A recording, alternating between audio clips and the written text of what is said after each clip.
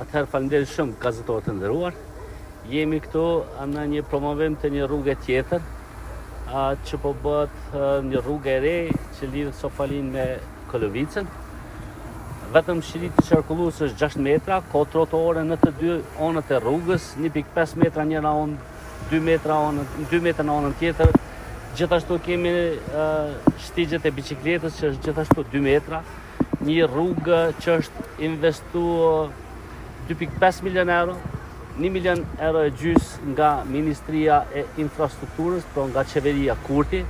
Me fjalë tjera, 60% e vlerës së këtij projekti është financuar nga Qeveria Kurti dhe po besoj që ne do të vazhdojmë të investojmë çdo komunë tjetër, po njëkohësisht edhe në Prishtinë, për shkak se ne shohim Prishtinën si pjesë apo qytet si çdo komunë tjetër. Prandaj investimet tona po bëhen në të gjitha komunat pa marrë parasysh se kush qeveris aty.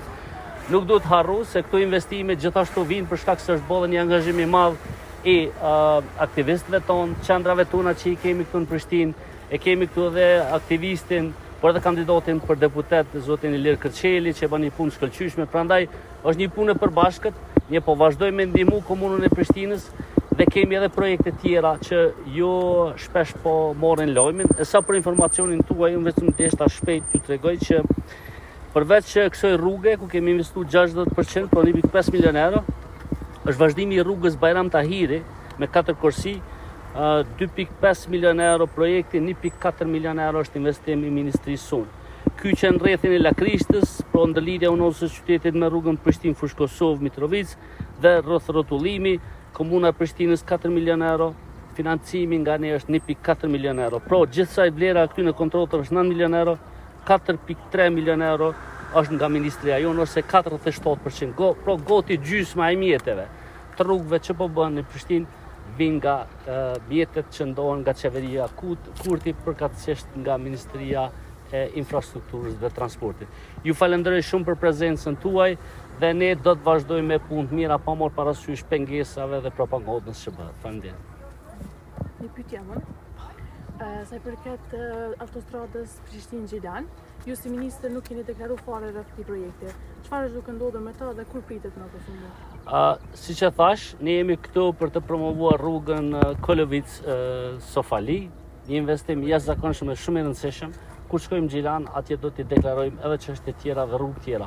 Ne nuk do të ndalemi dhe çdo premtim i kryeministrit Kurti do të realizohet, siç kemi bërë me shumë punë tjera. Unë po besoj që kemi pas një qeveri jashtëzakonisht aktive, që nuk motet me një çështje të vetme siç dëgjojmë nga opozita.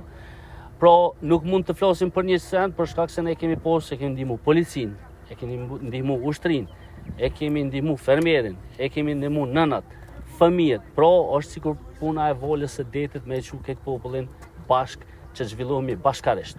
Prandaj ne do të vazhdojmë me punë të mira dhe po besoj që qytetarët po e vlerësojnë punën e qeverisë Kurti dhe kjo punë jam i bindur që do shpërblehet edhe me shtatë qershor. Faleminderit shumë.